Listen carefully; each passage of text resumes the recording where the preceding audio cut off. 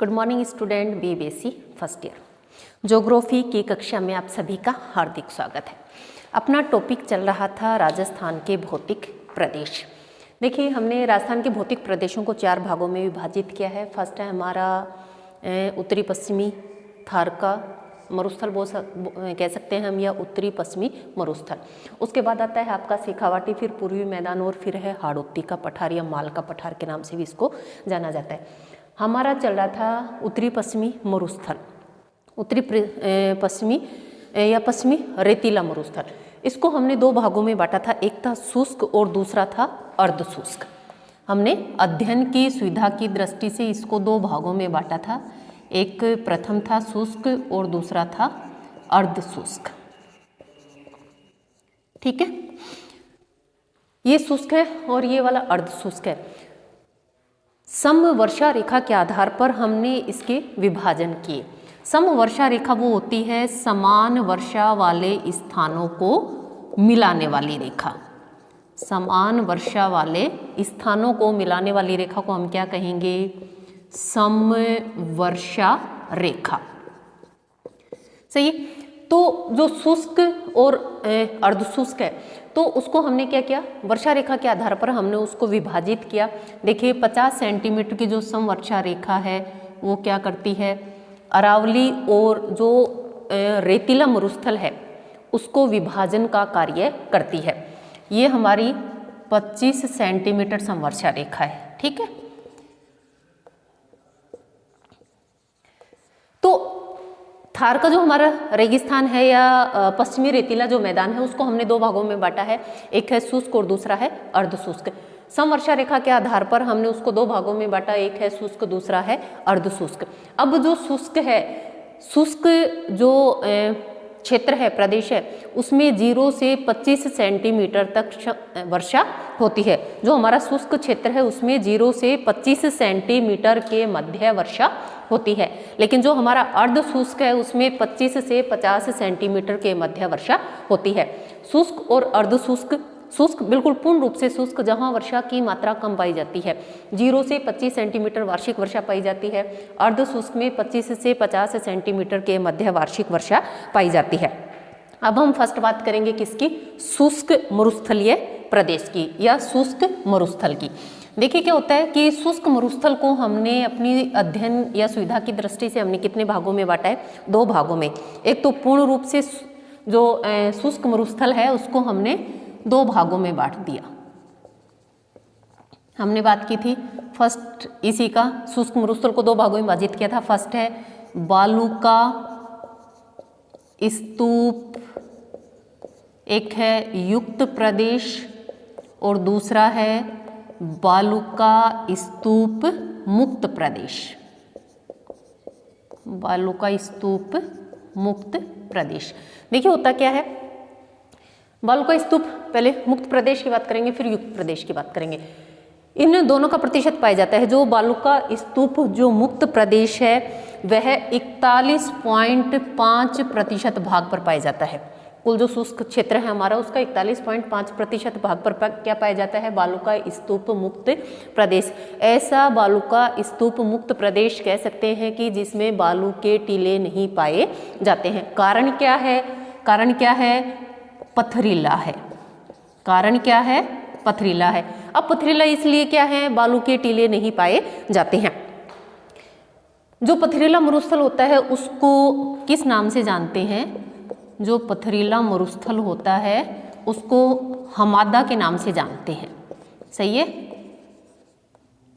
किस नाम से जानते हैं? हमादा। दोनों ही तरह से लिखा जाता है। जो पथरीला मरुस्थल होता है उसको किस नाम से जानते हैं? उसको हमादा के नाम से जाना जाता है। अब बात आती है कि बालूका स्तूप जो मुक्त प्रदेश है, ऐसा क्षेत्र जिसमें बालू के टीले नहीं पाए जाते हैं, कौन से क्षेत्र में वह स्थित है? तो उसकी अगर हम बात करें, उसकी स्थिति की बात करें, स्थित कहाँ है? जैसलमेर में, जैसलमेर। सेकंड है बाड़मेर, जैसलमेर, बाड़मेर और जोधपुर। यहाँ इस अकॉर्डिंग बीच में राउंड बन जाता है जिसमें जैसलमेर, बाड़मेर और जोधपुर उसका कुछ हिस्सा आता है। टोटल अगर हम इस पश्चिमी रेतीले मैदान की बात करें, रेगिस्तान की बात करें, उसका 41 शुष्क मरुस्थल की अगर हम बात करें, उसका 41.5% भाग पर बालू का स्तूप मुक्त प्रदेश पाया जाता है कि ऐसा क्षेत्र जहाँ पर बालू के टीले नहीं पाए जाते हैं। कारण क्या है? जब बालू के टीले नहीं है तो क्या है? कारण क्या है? पथरीला मरुस्थल है। क्या है? पथरीला मरुस्थल है। अब पथरीला मरुस्थल है तो उसको किस नाम से जानते हैं? जो मरुस्थल पथरीला होता है उसको हमादा के नाम से जाना जाता है। अब कहाँ कहाँ पाया जाता है? जैसलमेर में, बाड़मेर में और जोधपुर में यह पथरीला मरुस्थल पाया जाता है। नेक्स्ट बात करते हैं कौन से की? बालू का स्तूप युक्त प्रदेश की। कौन से की? बालू का स्तूप युक्त प्रदेश की। इसको मैं साफ कर देती हूँ, एक बार देख लीजिए। बालू का स्तूप जो मुक्त प्रदेश है 41.5% भाग पर पाया जाता है। अब 100 में से 41.5 निकालेंगे, कितना बचेगा आपके पास? 58.5। तो जो 58.5 है वो कौन सा भाग है? बालू का स्तूप युक्त प्रदेश, ऐसा क्षेत्र जहाँ पर बालू के टीले पाए जाते हैं। तो कारण क्या था? बालू का स्तूप मुक्त प्रदेश क्यों है? बालू के टीले क्यों नहीं पाए जाते? कारण क्या है? पथरीला है। मरुस्थल किस प्रकार का है? पथरीला है। पथरीला जो मरुस्थल होता है उसको हमादा के नाम से जानते हैं। जैसलमेर, बाड़मेर और जोधपुर में इसका विस्तार पाया जाता है। नेक्स्ट हम बात करेंगे फर्स्ट वाले पॉइंट की। क्या था? बालू का स्तूप युक्त प्रदेश, ऐसा क्षेत्र जहाँ पर बालू के टीले पाए जाते हैं। देखिए, ऐसा क्षेत्र जहाँ पर बालू के टीले पाए जाते हैं। कितने प्रतिशत भाग पर पाया जाता है? 58.5% भाग पर पाया जाता है। बालू का स्तूप जो युक्त प्रदेश होता है उसकी एक बात होती है, जब पवन के द्वारा मिट्टी का जमाव किया जाता है तो बनने वाली जो संरचना होती है उसको क्या बोलेंगे? बालू का स्तूप कहेंगे। उसको हम क्या कहेंगे? बालू का स्तूप। कि जब पवन के द्वारा, आप सभी जानते हैं, जो हवा चलती है, पवन चलती है तो जो मिट्टी है, मिट्टी का जमाव हो जाता है, एक बालू के टीले के रूप में मिट्टी का जमाव हो जाता है, तो उससे जो संरचना बनती है उसको बालू का स्तूप के नाम से जाना जाता है। अब बात करते हैं कि कौन कौन से प्रकार के बालू का स्तूप पाए जाते हैं। आप सभी जानते हैं कि जो बालू होते हैं, बालू के टीले होते हैं, अनेक प्रकार के टीले पाए जाते हैं। क्षेत्र विशेष में कुछ गतिशील होते हैं, कुछ स्थिर होते हैं, और आज हम उनके बारे में विस्तृत रूप से पढ़ते हैं। फर्स्ट अगर हम बात करें कि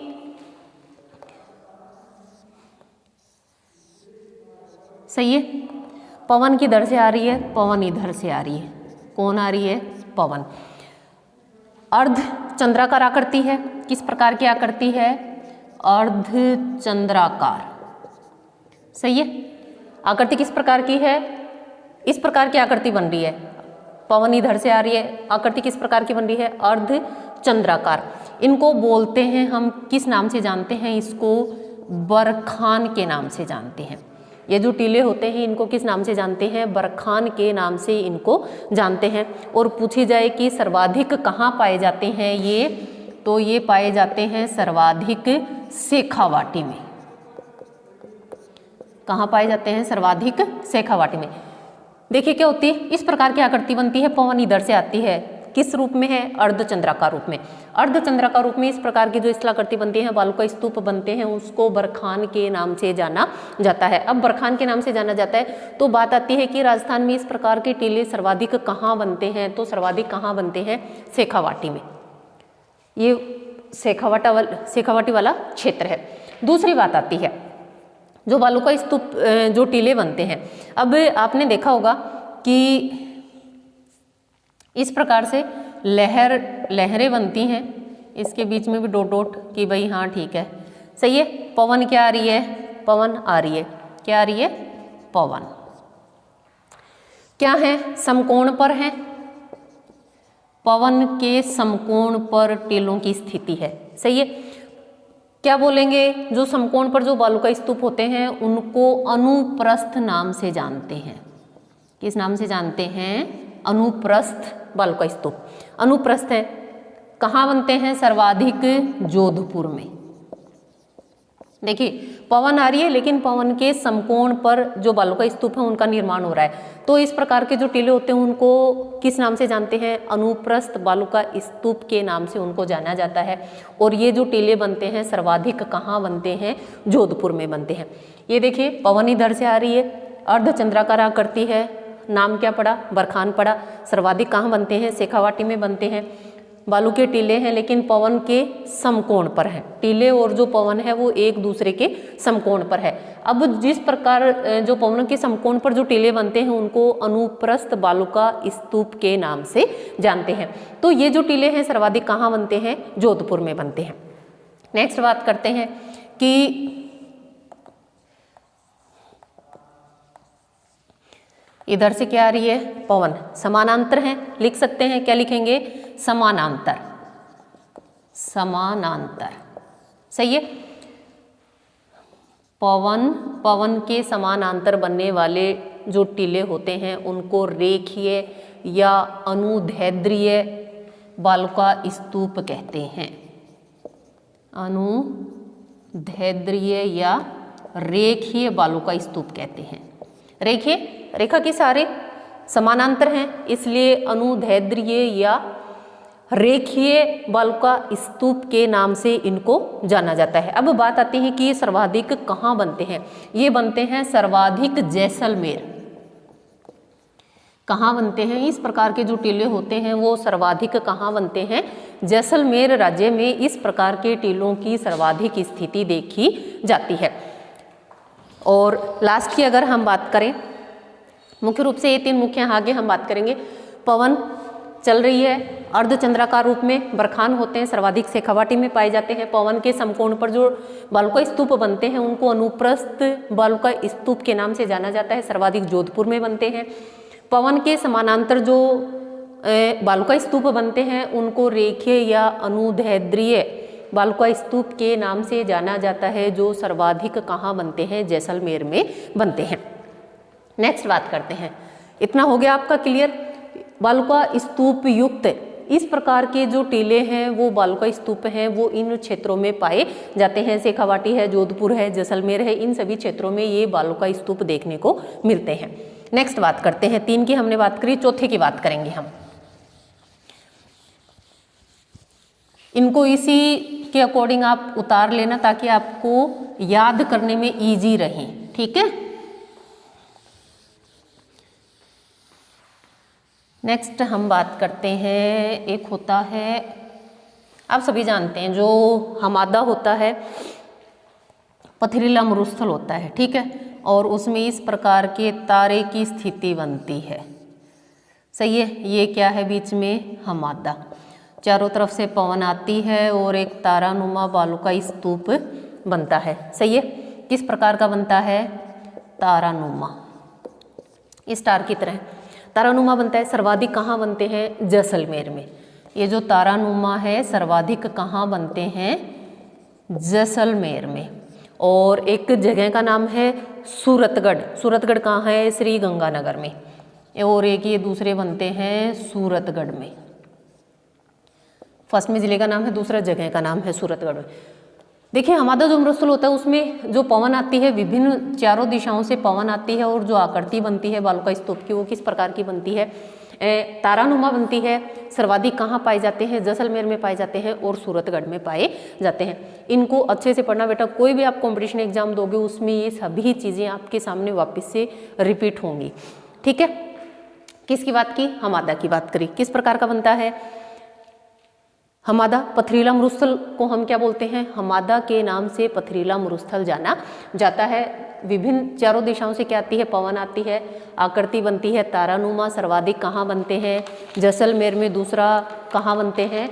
दूसरा सूरतगढ़ में। फिफ्थ पॉइंट की बात करते हैं। पांचवा जो है, चार प्रकार के बालुका स्तूपों की हमने बात करी। पांचवा देखिए क्या होता है, आपने बरखान पढ़ा था, सही है। बरखान की बात की थी ना हमने, अर्धचंद्राकार आकृति, सर्वाधिक शेखावाटी, यही बात की थी। नंबर 5,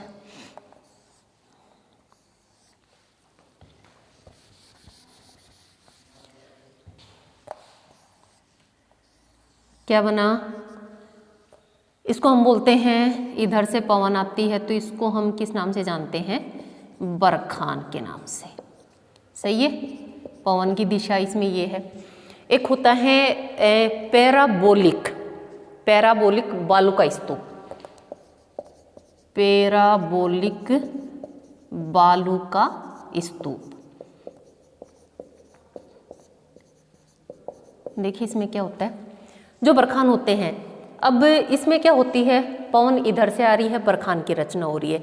लेकिन अगर पवन किधर से आए, पवन इधर से आए, सही है, पवन इधर से आएगी तो जो संरचना बनेगी उसको हम क्या बोलेंगे, पैराबोलिक। अगर पवन अब इधर से आएगी तो बरखान की रचना होती है। अगर पवन इधर से आएगी तो कौन सी संरचना बनेगी, पैराबोलिक बालू का स्तूप। महिलाएं जो बालों में पिन लगाती हैं उसकी आकृति की इस प्रकार की आकृति पाई जाती है, इसलिए इसको पैराबोलिक बालू का स्तूप के नाम से इसको जाना जाता है। सभी मरुस्थलों में पाया जाता है। ये जब पैराबोलिक है, यह है सभी जितने भी मरुस्थल हैं सभी मरुस्थलों में पाया जाता है। पैराबोलिक बालू का जो स्तूप है वह सभी मरुस्थलों में पाया जाता है। अब बात आती है कि सर्वाधिक कहाँ पाया जाता है, और कि दूसरा एक कारण और है, सर्वाधिक संख्या में पाया जाता है। जितने भी विश्व के सभी मरुस्थल हैं सभी मरुस्थलों में पाया जाता है, लेकिन सर्वाधिक संख्या में भी कौन सा पाया जाता है, यह पैराबोलिक बालू का स्तूप पाया जाता है। बरखान के जस्ट विपरीत इसमें पवन की स्थिति होती है। बरखान जो होता है उसमें पवन की स्थिति इधर से होती है, लेकिन जो पैराबोलिक होता है उसमें पवन की स्थिति इस अर्धचंद्राकार के जस्ट सामने होती है। तो इस प्रकार की जो स्थिति बनती है उसको हम नाम जानते हैं पैराबोलिक बालू का स्तूप के नाम से उसको जाना जाता है। तो जितने भी मरुस्थल हैं सभी मरुस्थलों में इस प्रकार की पैराबोलिक बालू का स्तूप पाए जाते हैं, और सर्वाधिक संख्या में इस प्रकार के बालू का स्तूपों की संरचना देखने को मिलती है। नेक्स्ट बात करते हैं नंबर 6, सीप नाम सुना है, सीप। देखिए क्या है, किस प्रकार से इसकी आकृति बनती है। बना दे सीप।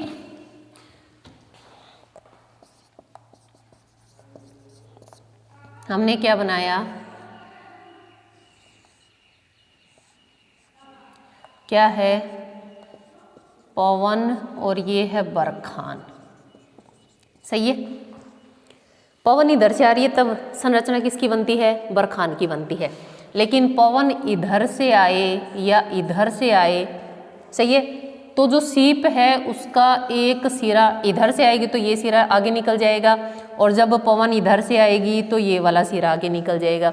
इस प्रकार की जो आकृति बनती है उसको हम किसके नाम से जानते हैं, सीप के नाम से उसको जानते हैं। देखिए वापस बता देती हूँ मैं आपको एक बार कि इस प्रकार की जो स्थिति हैं कैसे कैसे वो स्थितियाँ बनती हैं। आपने बरखान की स्थिति सुनी होगी, बिल्कुल सीधी है, पवन आ रही है और अर्धचंद्राकार आकृति उसकी बनती है। लेकिन ये क्या बनाया हमने, ये बनाई हमने बरखान। पवन अब इधर से नहीं आ रही है, पवन इधर से आ रही है। पवन इधर से आती है तो इसकी एक जो सिरा है वो लंबा हो जाता है, इसको नाम क्या देंगे हम, सीप। दूसरा, जैसे ये अर्धचंद्राकार आकृति है, पवन इधर से आएगी तो ये वाला जो सिरा है वो अत्यधिक आगे बढ़ जाता है, सही है।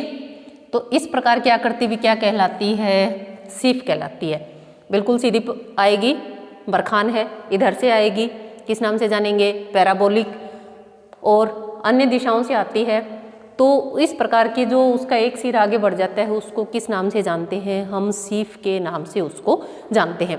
पूछा जाए कि इस प्रकार के जो सर्वाधिक जो सीप जो बालू का स्तूप है सर्वाधिक उनका निर्माण कौन से क्षेत्र में होता है, तो हम कहेंगे जैसलमेर में उसका सर्वाधिक निर्माण होता है। और एक क्वेश्चन ये आता है कि सभी प्रकार के जो बालू का स्तूप हैं वो कहाँ देखने को मिलते हैं, जोधपुर में देखने को मिलते हैं। सभी प्रकार के जो बालू का स्तूप हैं वो कहाँ देखने को मिलते हैं, जोधपुर में मिलते हैं।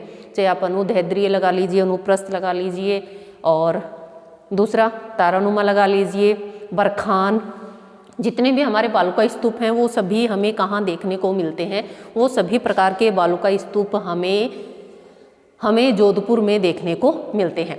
तो हमने क्या किया था, इसको दो भागों में विभाजित कर लिया था शुष्क मरुस्थल को। एक था बालू का स्तूप मुक्त प्रदेश, दूसरा था बालू का स्तूप युक्त प्रदेश। तो हमने इसको दो भागों में विभाजित कर लिया था। मुक्त जो प्रदेश था ऐसा क्षेत्र जिसमें बालू का स्तूप नहीं पाए जाते हैं, कारण बताया था पथरीला होता है, और दूसरा रीजन बताया था पथरीला होने के कारण क्या पाया जाता है, सर्वाधिक उसका विस्तार जैसलमेर, जोधपुर और बाड़मेर में पाया जाता है। तीसरा एक इसी का फिर दूसरा बालुका स्तूप युक्त प्रदेश 58.5% भाग पर यह पाया जाता है। इस क्षेत्र में भी सर्वाधिक वर्षा की मात्रा कम पाई जाती है। कह सकते हैं कितनी पाई जाती है, 0 से 25 सेंटीमीटर के मध्य वार्षिक वर्षा पाई जाती है। अलग अलग प्रकार के बालुका स्तूप पाए जाते हैं, अलग अलग प्रकार की स्थिति पाई जाती है। हमने पढ़े बरखान पढ़ा, अनुदैर्ध्य, अनुप्रस्थ, जिसको अनुदैर्ध्य को रेखीय बालुका स्तूप के नाम से भी जानते हैं। फिर हमने पढ़ा तारानुमा, उसके बाद हमने कौन सा पढ़ा, पैराबोलिक पढ़ा, फिर हमने सीप की बात करी। तो ये जितने भी कह सकते हैं बालुका स्तूप हैं ये सभी अलग अलग क्षेत्रों में पाए जाते हैं, लेकिन एक जोधपुर ऐसा स्थान है जहाँ पर सभी प्रकार के बालुका स्तूप देखने को मिलते हैं। कि जितने भी प्रकार के बालुका स्तूप हैं वो सभी प्रकार के बालुका स्तूप हमें जोधपुर में देखने को मिलते हैं।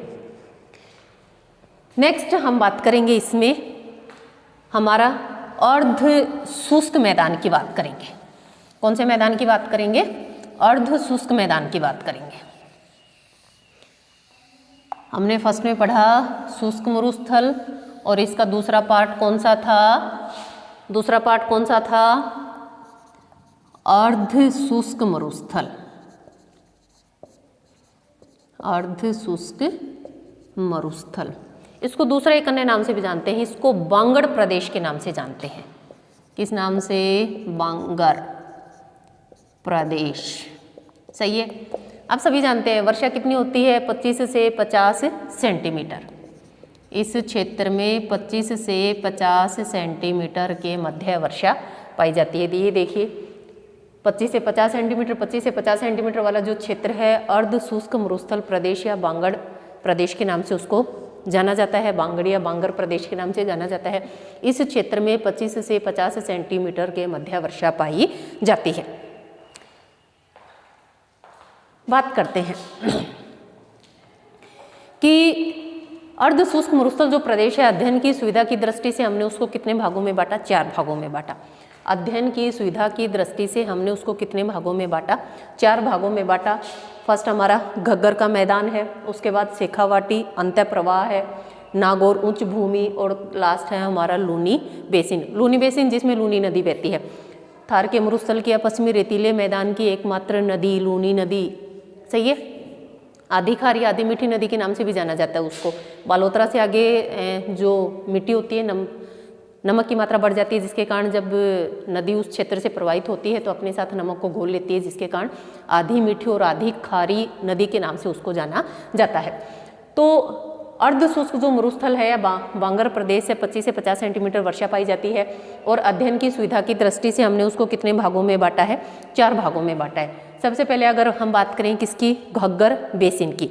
सबसे पहले हम किसकी बात करेंगे? घग्गर बेसिन की।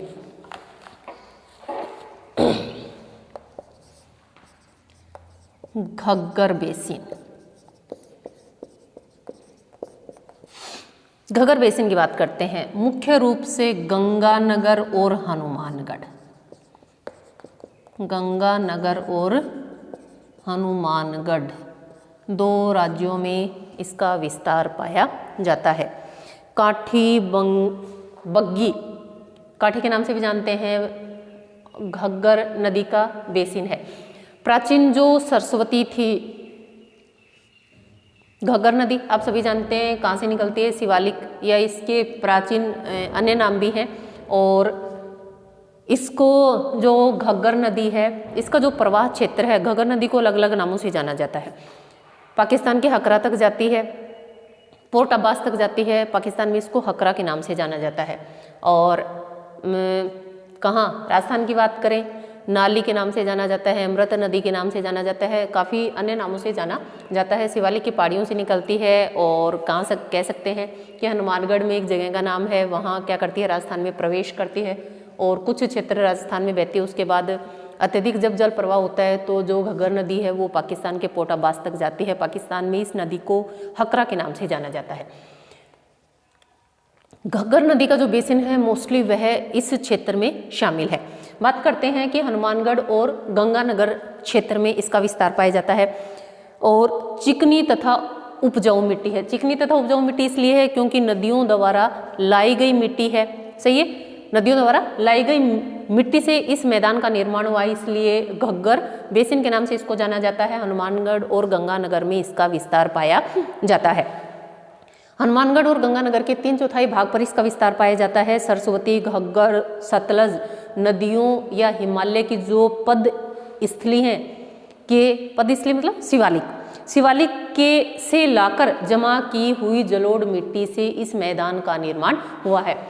अगर हम बात करें इसके ऊपर हिमालय है हमारा, हिमालय से जितनी भी नदियाँ निकलती हैं या हिमालय से निकलने वाली शिवालिक से एक नदी निकलती है घग्गर नदी, सतलज नदी, घग्गर नदी, या हम कह सकते हैं कि जो शिवालिक की पदस्थली है, हिमालय की पदस्थली है, नाम क्या है शिवालिक, वहाँ से लाई गई जमा की गई मिट्टी के अवसाद से क्या हुआ है, इस मैदान का निर्माण हुआ है।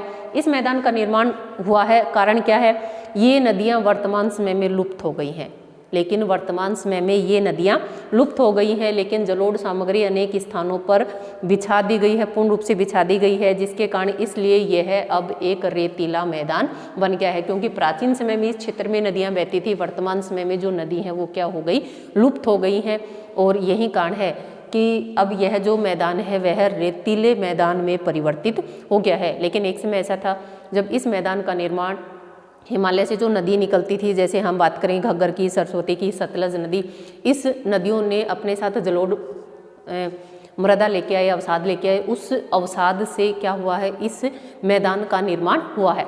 लेकिन वर्तमान समय में ये जितनी भी नदियाँ थी ये क्या हो गई, वर्तमान समय में ये नदियाँ लुप्त हो गई हैं, और वर्तमान समय में अब यह जो क्षेत्र है एक रेतीले मैदान में परिवर्तित हो गया है।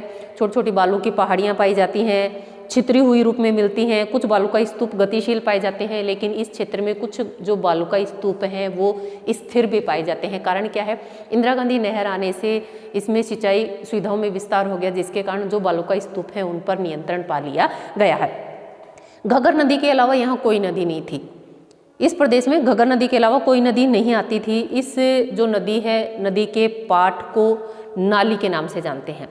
इस घग्गर नदी का जो पाट है उसको इस क्षेत्र में नाली के नाम से जाना जाता है, मृत नदी के नाम से भी, क्योंकि प्राचीन समय में यहाँ नदी बहती थी, वर्तमान समय में यहाँ कोई भी नदी नहीं बहती है, इसलिए इसको मृत नदी के नाम से भी जाना जाता है। यहाँ जो मिट्टी है साफ सुथरी है, चिकनी है, काली है, सख्त है, मिट्टी के रूप में इसको देखा जा सकता है।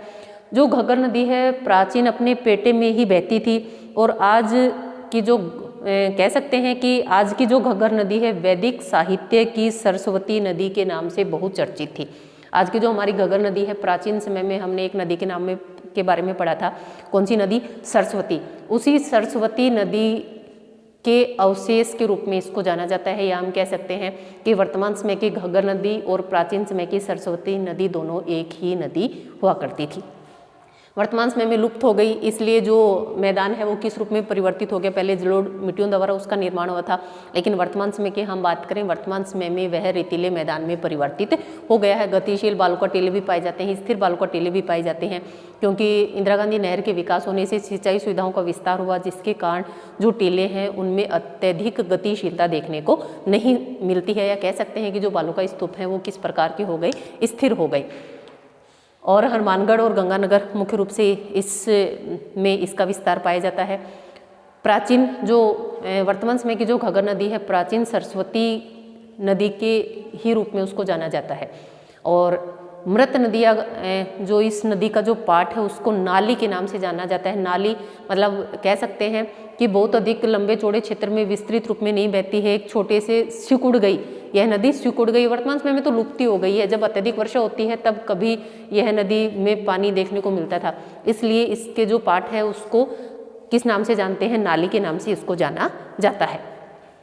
नेक्स्ट हम बात करेंगे शेखावाटी अंतः प्रवाह। दूसरा कौन सा है हमारा, सेकंड जो पॉइंट है वो कौन सा है, शेखावाटी अंतः प्रवाह। सेकंड पॉइंट शेखावाटी अंतः प्रवाह क्षेत्र। शेखावाटी अंतः प्रवाह क्षेत्र की बात करते हैं।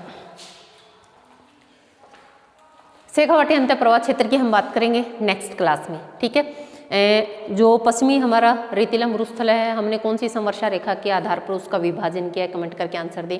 और एक और बताएंगे, बालुका स्तूप जो मुक्त प्रदेश है कितने प्रतिशत क्षेत्रफल पर वह पाया जाता है। आज के लिए इतना ही, मिलते हैं नेक्स्ट क्लास में इसी टॉपिक को आगे कंटिन्यू करते हुए। धन्यवाद।